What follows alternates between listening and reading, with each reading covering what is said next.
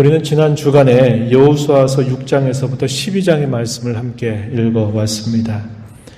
가나안 중앙 지역에 해당되는 여리고성, 아이성을 정복한 이야기로부터 시작을 해서 가나안의 남부 지역을 정념한 사실, 그리고 마침내 가나안 북부 지역까지 모두 정복하게 된 이야기가 기록이 되어 있었습니다. 이러한 정복 과정에서 단 한 번을 제외하고는 모든 전쟁에서 승리했습니다. 우리는 그 단 한 번 패배한 내용에 오늘 주목해 보려고 합니다. 실패는 성공의 어머니라는 말이 있듯이 패배의 경험은 반면교사가 되기 때문입니다. 한 번의 패배를 반면교사 삼은 앞선 당시 이스라엘 백성들은 그 이후의 모든 전쟁에서 승리할 수가 있게 되었습니다. 뼈저린 실수를 통해서 승리의 상황은 단번에 역전이 되어 패배의 상황으로 바뀌게 되었습니다. 하지만 그 뼈저린 실수를 잘 되새기고 극복함으로써 또다시 승리의 상황으로 역전되었습니다.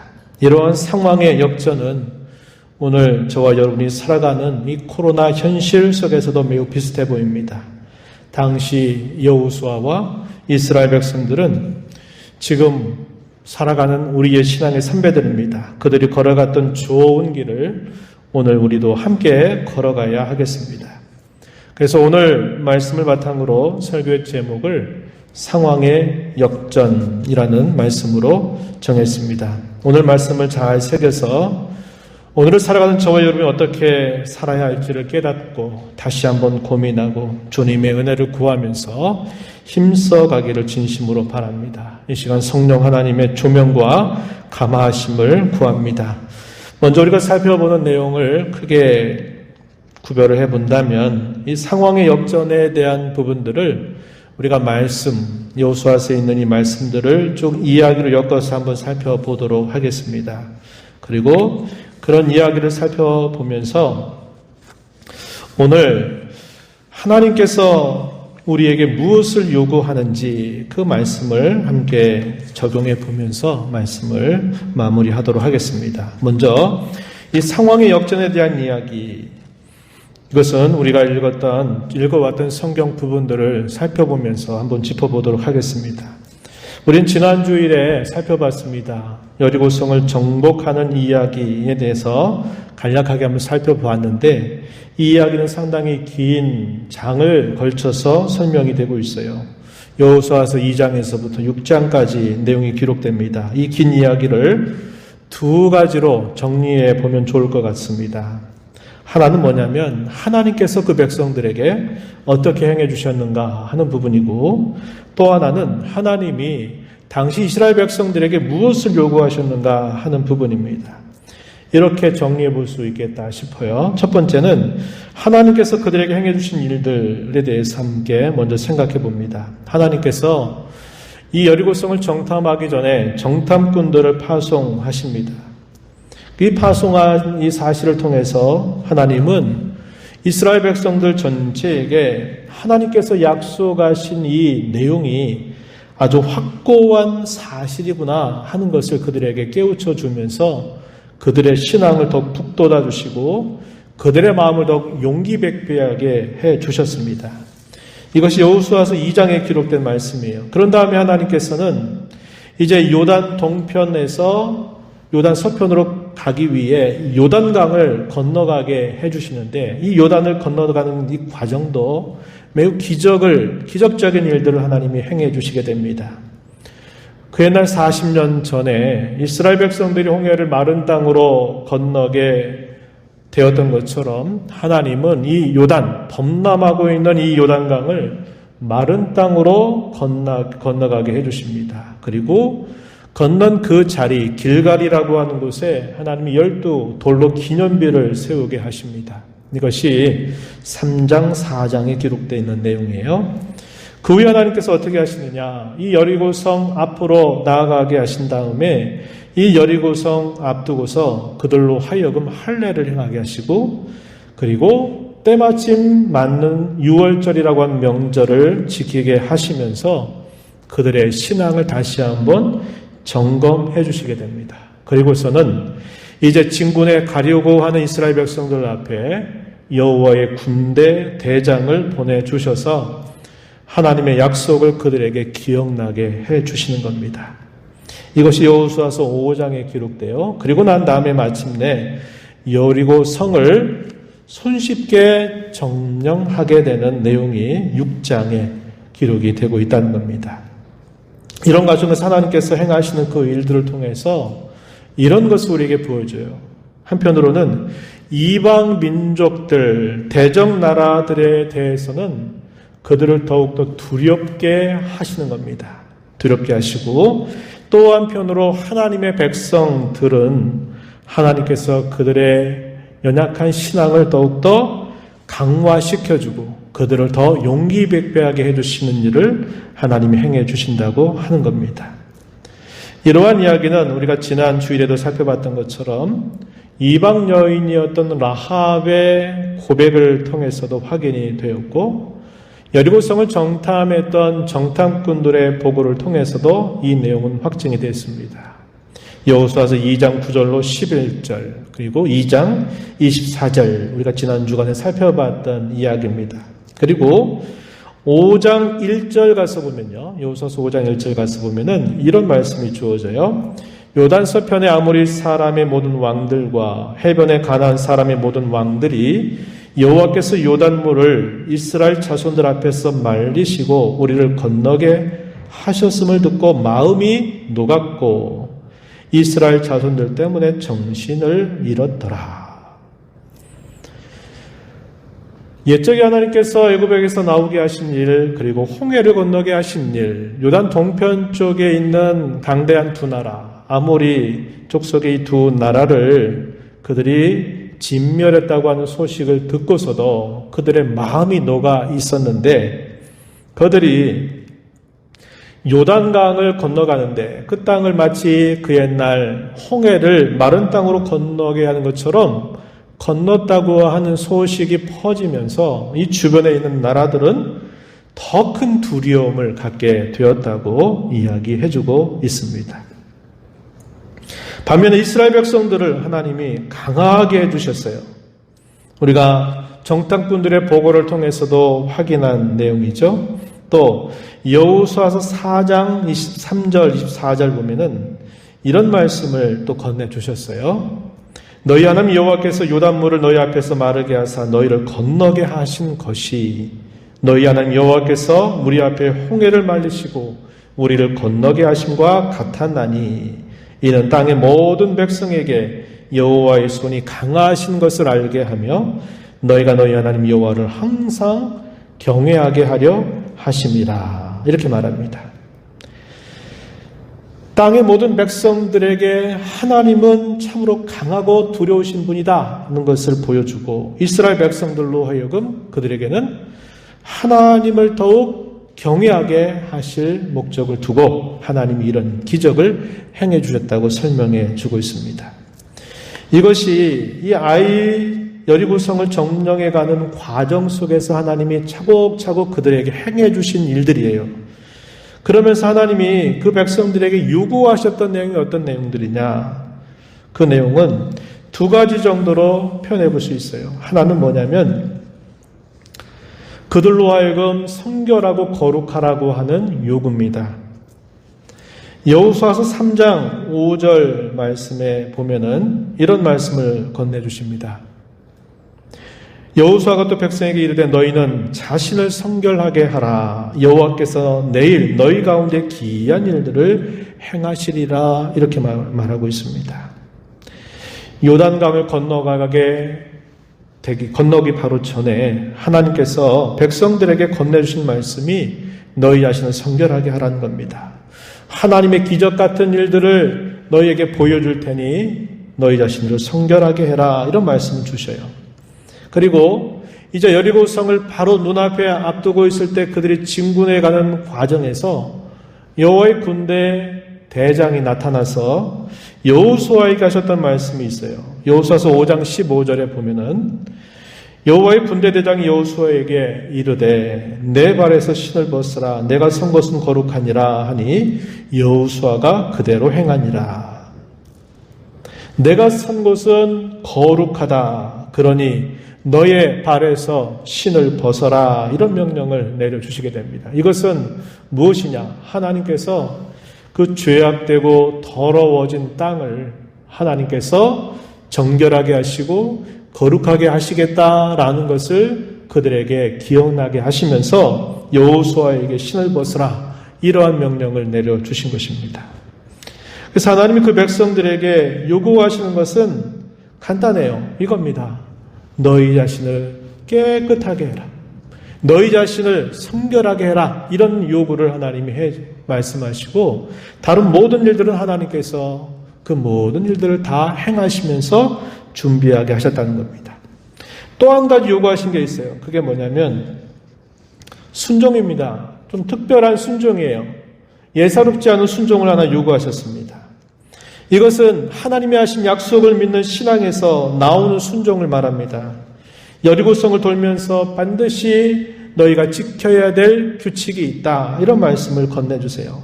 여호수아 6장 3절부터 5절에 보면은 이런 말씀입니다. 우리가 잘 알고 있는 말씀이죠. 너희들은 질서정연하게 이 여리고성을 하루에 한 바퀴씩 돌아라. 이런 말씀을 하십니다. 그리고 마지막 7번째 날에는 7바퀴를 한꺼번에 돌라고 이렇게 명령을 내리셔요. 그리고 나팔 소리를 길게 내서 부르게 될 때 너희가 한꺼번에 큰 소리로 외쳐라. 이렇게 이야기합니다. 그것이 하나님께서 그들에게 요구하셨던 부분이에요. 그런 과정에서 하나 더 요구하신 게 뭐냐면 너희가 이 여리고성을 이렇게 돌 때 그렇게 돌면서 너희가 절대로 침묵해야 된다. 말해서는 안 된다. 외치라고 하는 나팔 소리가 한번 불려질 때 그때만 큰 소리로 한번 외칠 것이지 그 전에는 절대로 말하지 말고 침묵을 지키면서 조용히 이 성을 돌아라 하는 요구를 하시게 됩니다. 이것은 상식에 맞지 않는 그런 순종을 요구한 겁니다. 또 어떤 상황에 적절한 것을 요구하시는 게 아니라 상황과 너무나 상관없는 것들을 하나님께서 요구하시면서 그래도 너희가 이것을 따라라. 이것을 하나님께서 요구하시게 돼요. 그런데 여러분 그 이스라엘 백성들이 어떻게 했나요? 그 특별하게 요구하시는 순종에 대해서 이스라엘 백성들이 그 순종을 그대로 잘 따르게 됩니다. 잘 순종하게 돼요. 그러자 난공불락의 성이었던 여리고 성의 한쪽이 허물어지게 되면서 그들이 이 여리고성을 점령하는 것이 너무나 손쉽게 이루어지면서 마침내 여리고성을 정복하게 되었다고 하는 겁니다. 이렇게 여리고성을 점령한 이야기가 아주 길게 기록이 되어 있다는 거예요. 그런 속에서 하나님이 그들에게 행해 주신 일들, 그리고 하나님이 그들에게 요구하셨던 일, 그것을 우리가 함께 살펴본 겁니다. 그런데 여리고성을 승리한 기쁨이 한순간 패배의 두려움으로 바뀌게 됩니다. 아이성을 정탐했던 이 정탐꾼들은 아이성을 한번 둘러보고서는 이 성은 매우 작은 성이다 생각을 한 겁니다. 별스럽지 않게 여겼어요. 그러면서 나중에 보고하기를 뭐라고 말하냐면 우리가 예전에 여리고성을 올라갈 때처럼 많은 백성들이 필요 없다고 이야기합니다. 어떻게 얘기하느냐? 한 군사 2-3천 명 정도만 데리고 올라가도 그 땅을 점령하는 것은 매우 손쉬울 것입니다. 라고 이렇게 보고를 올리게 돼요. 이것이 오늘 우리가 읽은 본문 3절에 표현되어 있습니다. 이것은 분명히 교만한 태도였어요. 여호수아는 이들의 말을 듣고서 3천 명을 올려 보내게 됩니다. 그런데 결과가 어땠을까요? 아이성 군사들에게 쫓겨나기 시작했어요. 도망치는 과정에서 몇 명이 죽냐면 36명이 죽게 됩니다. 많은 사람이 죽은 게 아니에요. 결코 많은 사람이 죽은 게 아님에도 불구하고 놀라운 것은 뭐냐면 이스라엘 백성들이 큰 두려움에 사로잡히게 되었다고 하는 겁니다. 놀랍죠? 왜 놀랍습니까? 많은 사람이 다 죽어가지고 너무나 많은 사람이 죽었다. 우리가 올라갔던 사람이 다 죽었다고 생각이 되면 진짜 이거 안 되겠구나 하는 두려움을 갖게 되는데, 참 놀라운 건 뭐냐면 몇십 명이 죽지 않았음에도 불구하고 이스라엘 백성들의 마음이 마치 물이 녹듯이 녹아내리게 되었다고 하는 겁니다. 오늘 우리가 읽은 본문 5절 마지막 부분에 보면 이렇게 말합니다. 백성의 마음이 녹아 물같이 된지라, 이렇게 설명을 해줍니다. 상황이 역전된 거예요. 그전까지는 어땠습니까? 이방의 족속들이 많은 군사를 거느리고 있었고, 또 천의 요새라고 부를 수 있는 그런 요새 지역을 그들이 차지하고 있으면서도 유랑민처럼 진군해 오는 이스라엘 백성들을 보고서는 그들의 마음이 녹아서 두려움 가운데 어찌할 줄 몰라 하는 그런 마음을 가졌다는 겁니다. 그런데 상황이 완전히 바뀌어버렸어요. 이 아이성 전투에서 별스럽지 않게 여기다가 나갔는데, 거기에서 몇십 명의 전사자들이 생기고 나서 도망쳐 왔는데, 그 백성들 마음이 마치 오히려 대적들이 그렇게 두려워했던 것처럼 그들의 마음이 이번에는 바뀌어가지고 그들이 물같이 마음이 녹아버리는 상황으로 바뀌어버리게 되었다고 이야기합니다. 이 돌아보면 이게 얼마나 창피스럽고 얼마나 수치스러운 일인지 모릅니다. 고작 몇십 명 죽은 것으로 이스라엘 백성들이 두려움 가운데 빠지게 되었으니 말입니다. 이에 여호수아와 백성의 장로들이 하나님 앞에 옷을 찢고 엎드려서 기도를 올립니다. 어찌하여 하나님 아모리 사람의 손에 넘겨 우리를 멸망시키려고 하십니까? 하나님 앞에 여호수아는 그렇게 하나님 앞에 간구를 올려요. 또 이렇게 올립니다. 주의 크신 이름 위에서 여호와 하나님 어떻게 아시겠습니까? 라고 하나님 앞에 간절하게 기도를 올리게 됩니다. 이러한 기도를 들으신 하나님께서 왜 이렇게 상황이 역전되었는가 하는 그 이유를 설명해 주십니다. 그것은 여리고성을 점령하는 과정에서 하나님이 하셨던 그 명령을 어긴 한 사람이 있었다. 그 사람이 바로 아간이라고 하는 사람인데, 그 사람의 범죄로 이렇게 된 것이다 라는 분명한 이유를 말씀해 주십니다. 그리고 그뿐만 아니라 하나님께서는 친절하게 이 죄를 어떻게 처리해야 될 것인가 하는 것도 구체적으로 알려주십니다. 11절 말씀으로 가서 보면은 하나님께서는 온전히 바친 물건을 가져다가 도둑질하고 속이고 그것을 그들의 물건 가운데 두었기 때문에 이런 일이 너희에게 닥친 것이다 라고 말씀하시고요. 만약 그 온전히 바친 물건을 멸하지 않는다면 다시는 너희들과 내가 함께하지 않을 거다. 너희들은 원수들 앞에서 능히 그들과 맞서지 못하게 될 것이다 라고 말씀하십니다. 12절, 13절 그렇게 말씀하세요. 그리고서는 어떻게 할 것인가를 설명해 주시기를 훔친 자가 누구인지를 제비를 뽑아서 그를 찾아내라. 그리고 그와 그의 모든 소유를 다 불살러 버려라. 이렇게 하나님께서 말씀을 하십니다.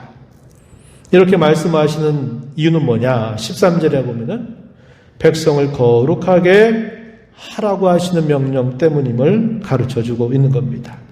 이 말씀을 종합하면 왜 상황이 이렇게 역전되었는가? 그것은 그들이 하나님 앞에 범한 죄 때문이라고 하는 사실을 알려주고, 그 죄를 온전히 처리하지 않는 한 너희는 어떤 대적도 맞서 싸울 수 없을 것이다. 나는 너희와 함께 할 수 없다라고 하나님께서는 말씀해 주시게 되는 겁니다. 그런 상황들에 대해서 오늘 우리가 읽은 본문 1절에서는 이렇게 설명을 해주고 있어요. 본문 7장 1절 말씀해 보니까 이스라엘 자손들이 온전히 바친 물건으로 말미암아 범죄하였으니 이는 유다 지파 세라의 증손 삽디의 손자 갈미의 아들 아간이 온전히 바친 물건을 가졌음이라. 여호와께서 이스라엘 자손들에게 진노하시니라. 이 범죄로 인하여 그들이 이러한 상황을 맞게 된 것을 이야기해 주는 겁니다. 여호수아는 이 하나님께서 말씀하셨던 구체적인 방법을 따라서 이 모든 죄를 완전하게 제거하고 처리하는 일을 감당하게 됩니다.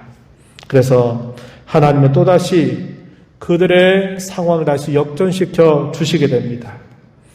처음에 이 아이성을 갈 때 3,000명의 군사를 데리고 출전했던 것과는 다르게 하나님이 몇 명까지 그리고 어떻게 하라고 하는 방법까지도 구체적으로 알려주시는데 3만 명을 아이성으로 보내라 이렇게 이야기를 하시고 이 3만 명 중에서 2만 5천 명은 여호수아가 이끌면서 정면으로 아이성을 향해 정면으로 가도록 해라. 그리고 가다가 뒤로 도망치는 것처럼 얼마 전에 그랬던 것처럼 뒤로 도망치는 것처럼 뒤로 도망해라. 그러면 그들이 쫓아나올 거다.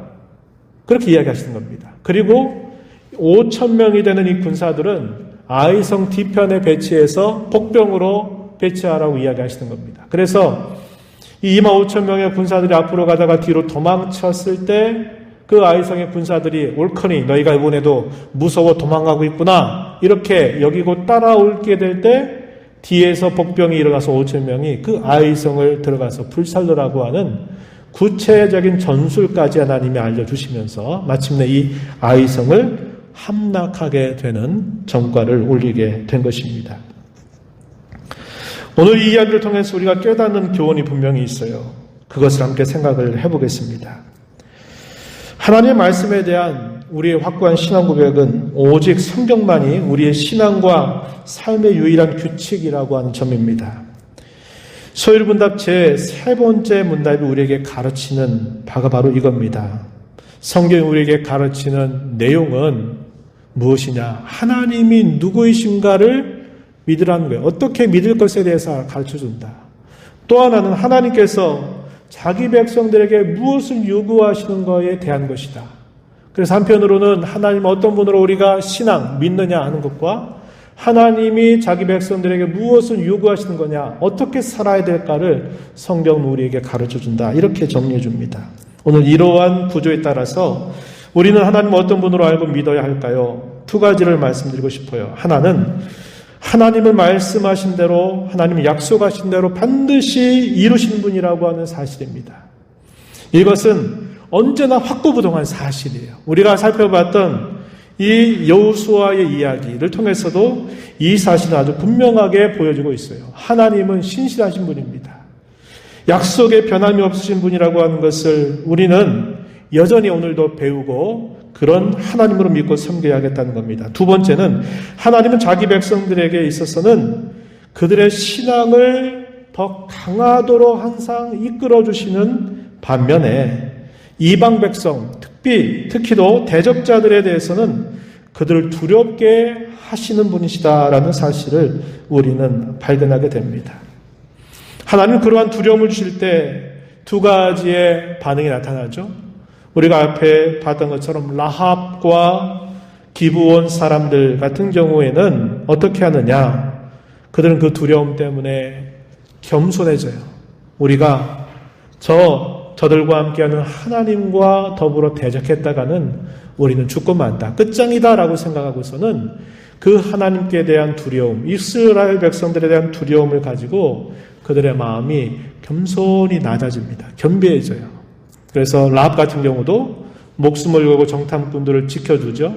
또 기브온 주민들도 히위족 속에 속한 사람들이라 진명을 당할 수밖에 없는 사람들인데 그들이 꾀를 부려서 이스라엘 백성들에게 화친조약을 맺게 되면서 이스라엘 백성들의 종으로서 우리가 섬기겠다라고 말하면서 그들이 겸손해서 살 길을 찾아가게 돼요. 그러나 대부분의 이 가나안 족속들, 이 이방 족속들은 어떻게 합니까? 두려움 때문에 안 되겠다.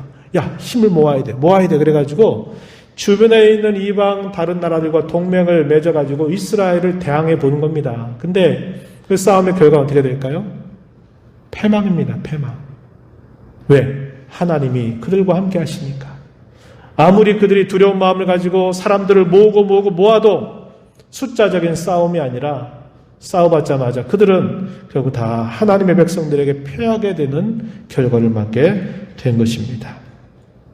오늘 하나님은 그런 분인 줄 알아야 돼요. 하나님은 자기 백성들, 오늘 저와 여러분에게 하나님이 행하신 일들을 통해서 우리의 신앙을 더 강하도록 우리를 만들어 주신다는 거예요. 그러나 하나님의 교회를 대적하고 하나님을 믿지 않는 자들에 대해서는 행하시는 일을 통해서 그들을 두렵게 하나님이 하신다는 것을 우리는 알게 돼요.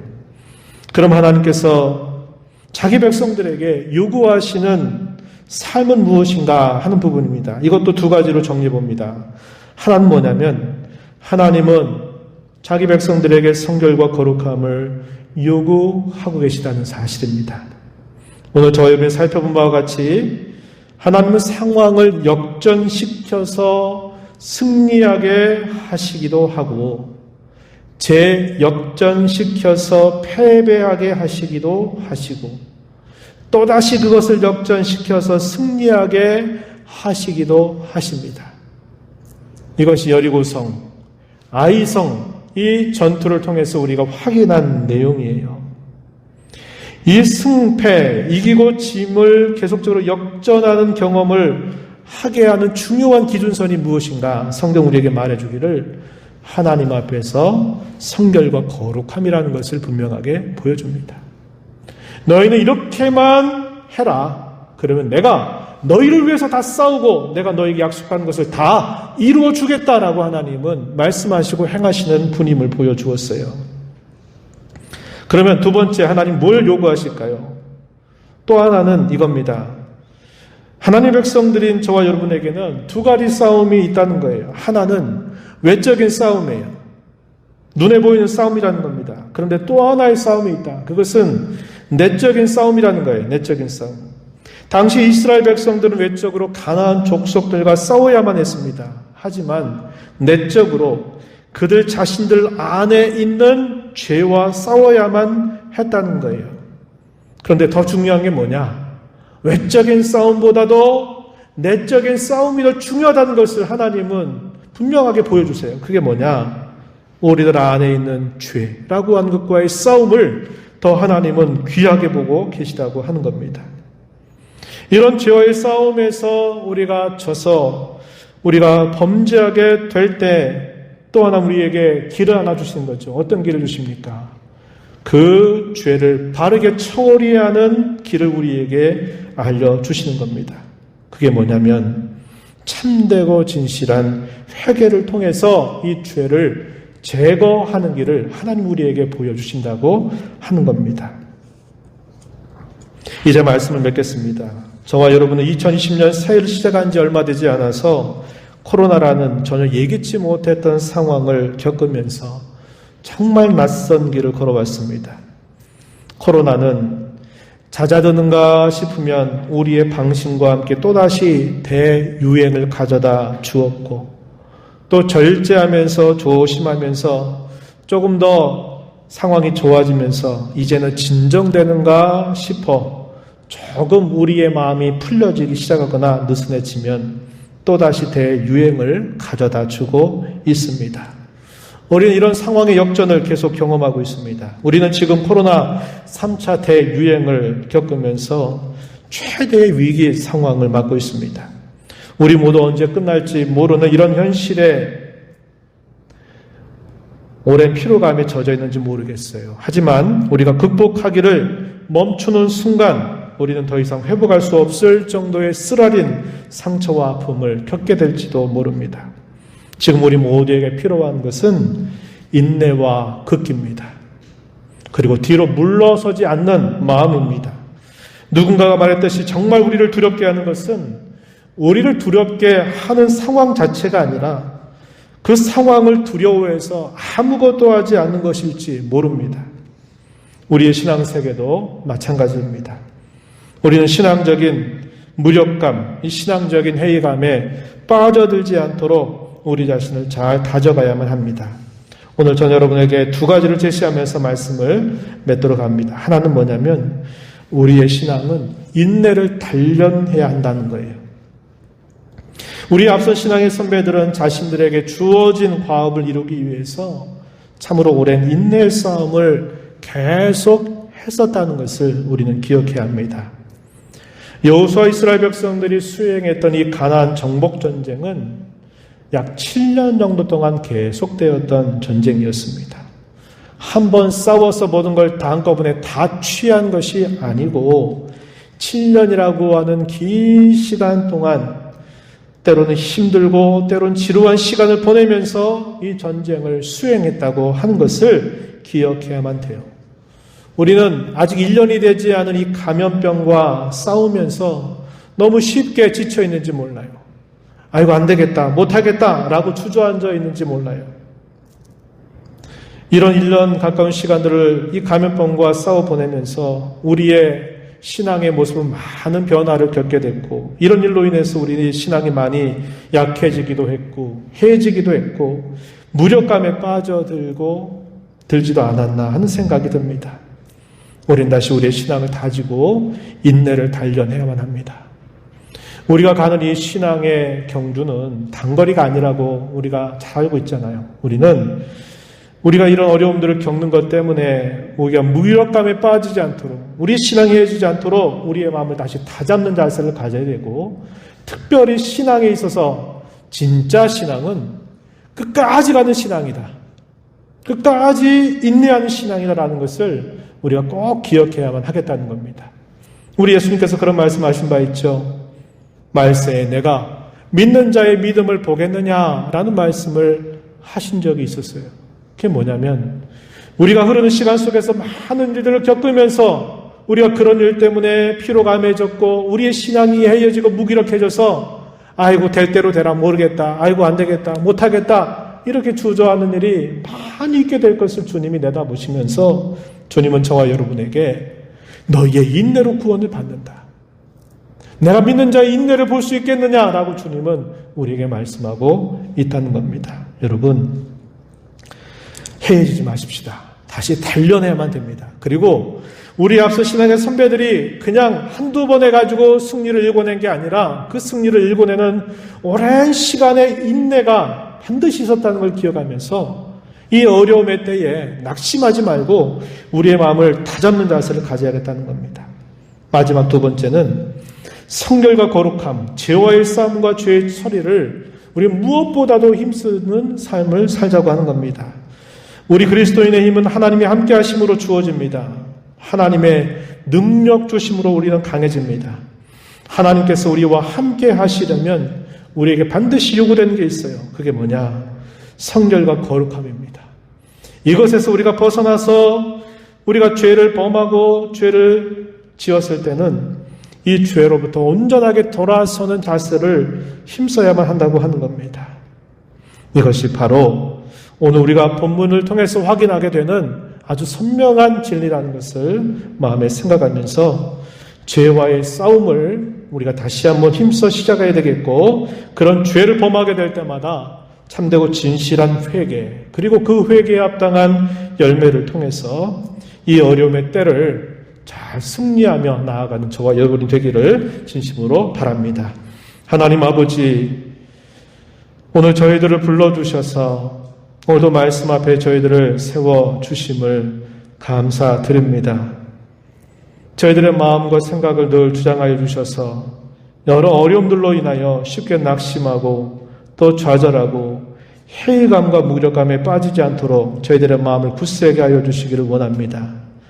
상황의 역전을 경험하게 되는 중요한 기준은 저희들이 하나님 앞에 얼마나 성결한 자로 거룩한 자로 서 있느냐, 저희가 얼마나 이 죄와의 싸움에서 분투하고 이 죄를 잘 처리하고 있느냐에 달려있음을 교훈하여 주사오니, 이런 말씀을 마음에 잘 새겨서 우리 영적인 싸움을 잘 승리로 이끌어가는 복된 삶이 되게 해 주옵소서. 예수님 이름으로 기도하옵나이다.